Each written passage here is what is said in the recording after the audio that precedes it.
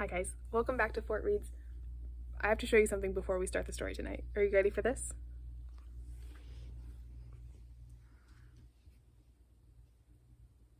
Do you see how cute she looks back there? Hi, pretty girl. Okay, I just had to show you that. Now on to the story. That was Loxley, by the way, in case you needed an introduction to her. I know she's been wandering around every few episodes or so, but she's cute. Tonight we're reading The Nightingale. In the days before cars, computers, and cornflakes, there lived an emperor called Chu Ning. He was the emperor of China, a very powerful man. The emperor's palace was the biggest and best in the world. It had the most beautiful gardens, which were so big that Chu Ning hadn't even seen most of them. They stretched for miles, over fields to a lake, and then on to a forest in which a nightingale lived. Beyond the forest was the sea. At night, the fishermen would drift past, silently casting their nets and praying for a good catch. As they did so, they would hear the nightingale singing. To them, it was a sign that their prayers had been heard. Important travelers from many countries visited the emperor in his palace. When they returned home, they would talk about their adventures, and always they remembered the nightingale and her beautiful song. One day, a book arrived from the Queen of France. She had visited China the previous summer and had written about her travels. Chu Ning read the book with great pleasure until he came to these words: "The Emperor of China has many amazing things, but the most amazing of all is the nightingale." The emperor had never heard of a nightingale. He summoned his chief advisor and asked, "What's a nightingale?" "It's supposed to be the best thing I have, but I haven't a clue what it is. Find out, or else I'll have you clean out the royal guinea pigs for a year." The chief advisor scuttled through the palace asking everyone what a nightingale was, but no one knew. Eventually, he came to the kitchen where a young maid was stirring the soup for supper that night. "A nightingale? It's a bird, of course. It sings every night in the forest." "Go and fetch it straight away," commanded the chief advisor. "Only if you stir this soup," said the girl. "And say please." The chief advisor was so desperate that he did as she asked. The girl ran to the forest and soon found the tree in which the nightingale was already singing. "Excuse me, nightingale, will you please come to the palace and sing for the emperor? Please?" "All right," said the nightingale. Later that evening, the emperor sat at his gold banquet table, facing a golden perch on which the nightingale had been placed. The emperor nodded, and the nightingale began to sing. She sang many tunes, each of which was beautiful, so beautiful that the emperor soon had tears of joy running down his cheeks, which made his beard all soggy. "I shall keep her in a cage," said the emperor when the bird had finished. "Then you can sing for me every day." "But emperor, I sing songs of freedom," replied the nightingale. "Don't worry, it will be a golden cage, the most valuable in China, if not the world." Then the nightingale pleaded, "You can't tell the worth of something by what it looks like. What's inside is far more important. How can I build my nest if I'm in a cage, even if it's made of gold?"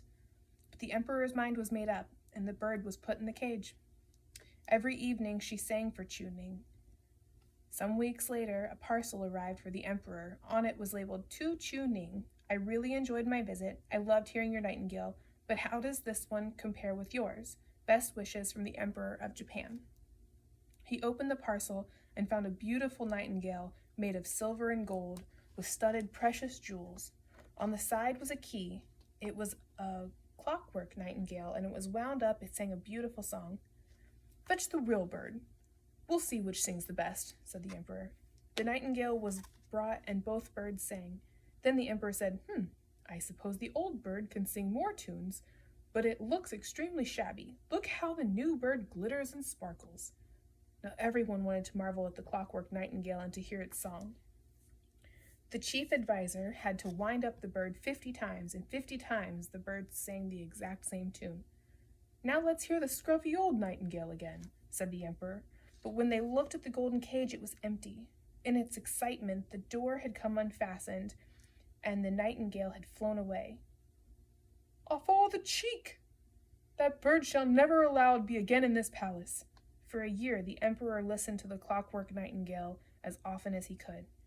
Every visitor marveled at the splendor of the jeweled bird and its wonderful song.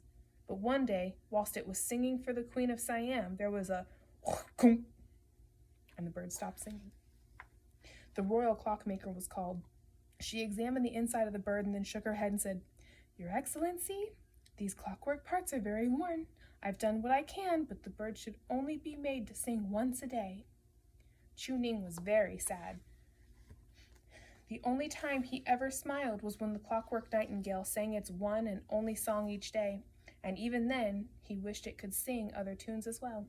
Several years passed and the emperor laid ill in bed, close to death.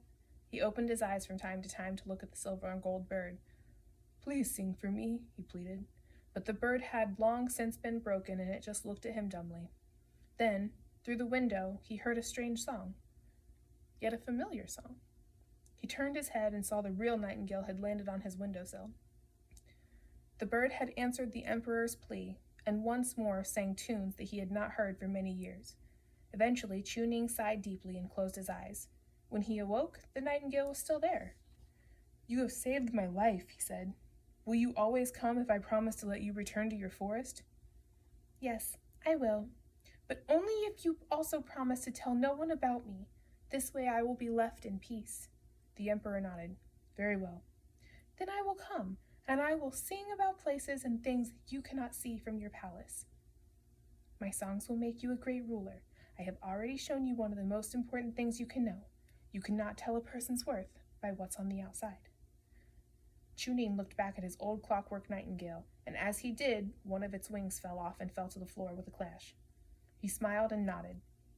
So the emperor got out of bed, much to everyone's surprise. He lived many more years, and with the help of the nightingale, became one of the wisest and kindest emperors China ever had.